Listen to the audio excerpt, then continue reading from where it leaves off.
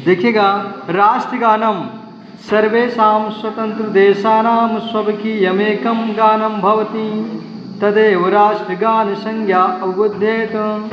सर्वेषां माने सभी, स्वतंत्र देशानाम यानी आज़ाद देशों में, सभी आज़ाद देशों में, स्वकीय एकम, स्वकीय माने स्वीकार किया गया है, एकम माने एक, राष्ट्रगान माने राष्ट्रगान, यानी सभी आज़ाद देशों में एक राष्ट्रगान स्वीकार किया गया है।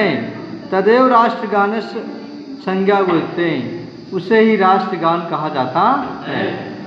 फिर आगे देखिएगा, प्रत्येक राष्ट्रम स्वराष्ट्रगानस्य सम्मानम करोति। प्रत्येक देश अपने राष्ट्रगान का सम्मान करता है। प्रत्येक देश अपने राष्ट्रगान का सम्मान करता है। फिर आगे देखिएगा, महत्व अवसरेषु तद्गानम गीयते। महत्व अवसरेषु यानी महत्वपूर्ण अवसरों पर, तद्गानम माने उस गीत को, गीयते माने गाया जाता है। यदि कश्चिद अन्य राष्ट्र अध्यक्षो अस्माकं देशम् आगच्छति तदा तस्य सम्मानाय तस्य राष्ट्रगानस्य अस्मद् राष्ट्रगानम च वादकैः वाद्यते। कह रहे हैं यदि कश्चिद माने किसी राष्ट्राध्यक्ष में दूसरे देश के राष्ट्रपति अस्माकं देशम आगच्छति हमारे देश में आते हैं, तदा तस् सम्मानाय तब उनके सम्मान के लिए, तस्य राष्ट्रगानम उनके राष्ट्रगान को और अपने राष्ट्रगान को वाद्य यंत्रों पर वादकों द्वारा बजाया जाता है। महतीनाम सभानाम समापने तस्य गानम आवश्यकम।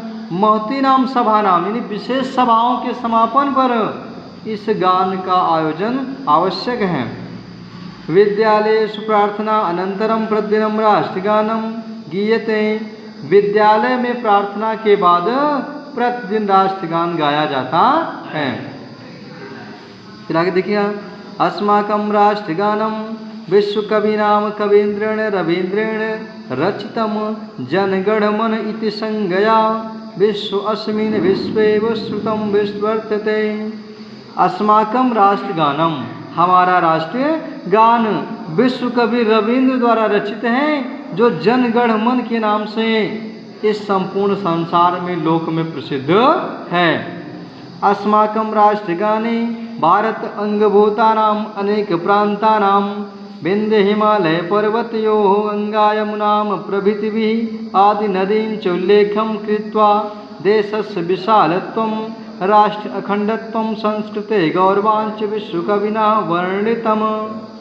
कह रहे अस्माकं राष्ट्रगाने हमारे राष्ट्रगान में भारत देश के अनेक अंगों को, अनेका नाम प्रांत, अनेक प्रांतों को, फिर आगे क्या, पर्वतयो हिमालय पर्वतयो हिमालय पर्वत आदि का, गंगा यमुना नदीनांच गंगा यमुना आदि नदियों का उल्लेख है। उल्लेख करके देशस्य विशालत्वम देश की विशालता को, एकता अखंडता को, संस्कृति गौरवस्य और भारतीय संस्कृति के गौरव और सम्मान को विश्व के कवियों ने वर्णित किया है।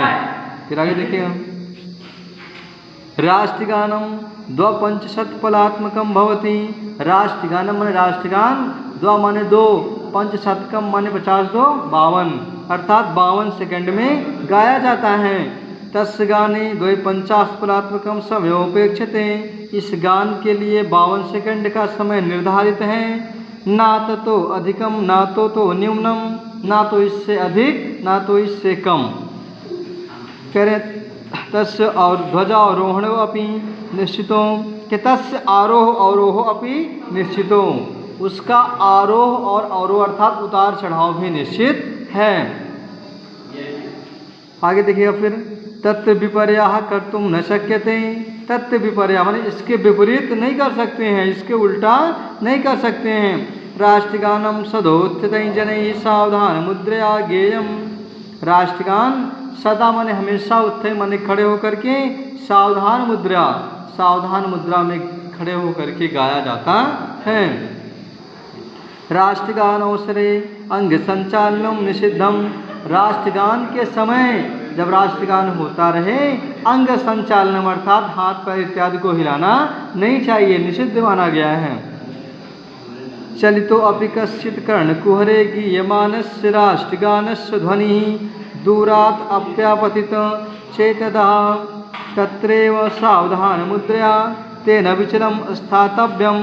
कह रहे हैं यदि कहीं रास्ते में जाते हुए राष्ट्रगान की आवाज़ हमारे कानों में सुनाई पड़े तो हमें वहीं पर सावधान मुद्रा में बिना विचलित हुए खड़े हो जाना चाहिए। राष्ट्रगानम श्रद्धास्पदम भवति, राष्ट्रगान बड़े सम्मान के साथ होता है। श्रद्धेव इदम गेयम, और बड़े श्रद्धा के साथ इसे गाया जाना चाहिए।